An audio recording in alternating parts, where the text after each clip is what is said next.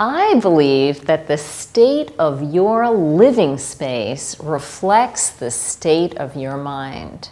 Am I onto something here or what? It's important that your home be your sanctuary, that it be the place that you can retreat to after a long day in the trenches of life.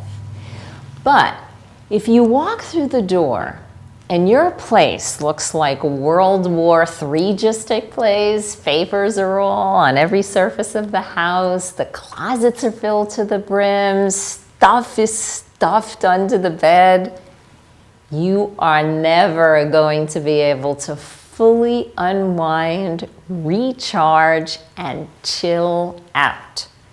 To truly live an audacious life, it's critical to remove all limiting and conflicting thoughts.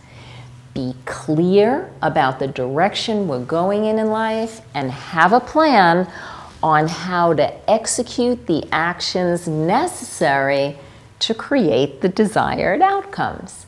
We can't do that if our homes are filled with the same amount of clutter as in our ego minds. There's a reason why most monasteries, ashrams, and cloisters are austere and simple. By simplifying one's surroundings and taking the focus off of all the stuff and clutter, one can expand one's consciousness, quiet and empty the ego mind, and better connect with infinite consciousness, aka God, Spirit, Source, etc., however you name it.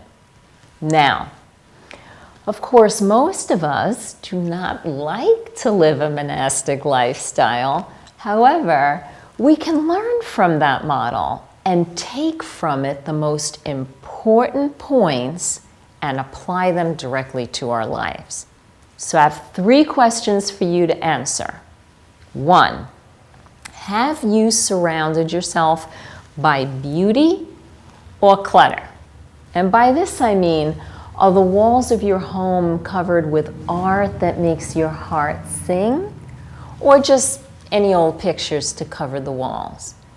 Do you have a carefully curated collection of items throughout the house that creates a particular set of feelings inside you?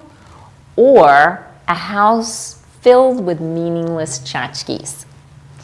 Your life is like a beautiful painting. You get to choose what's in your painting and what's an eyesore. 2, do you have a once-a-year ritual for cleaning out your closets and letting go of what's old and no longer used? Truly, your closet is like your mind. If you don't let go of what's no longer serving you, there won't be room for what's new and fresh to enter your life. I know you're not going to believe this, but I've seen people clean out their closets, and I've seen everything in their life shift. Trust me on this one. Number 3, do you have systems in place to process the amount of junk that enters your home on a daily basis? I'm an absolute believer in systems. And since I've entered menopause, I can't even imagine what my life would look like without them, believe me. For example, as soon as I pick up the mail, I open and sort it. Bills go in the bill folder to be paid, if they're not already being paid by auto pay, and nonsense goes in the trash. I realized a long time ago that it's best if I don't order piles of magazines. I don't have the time to read them, and it only creates piles of paper in the house. If you really cannot do without your subscriptions, get them on your iPad. Either your life is running you, or you're running your life. And I would love to hear what you do to create sanctuary in your home.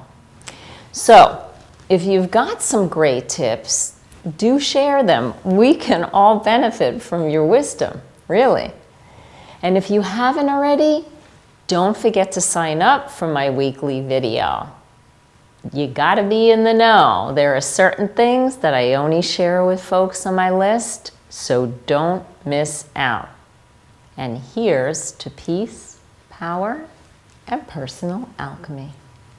Need a splash of clarity in your life or business? Lacking fire in your passion and purpose? Relationships got you stuck in the muck? Come to a full stop on the transformation train? Good grief! You need a personal intensive right now. Join me in Florida or at your favorite spa for 3 days of practical and meaningful steps you can take to transform your ordinary life into something exquisite and rare.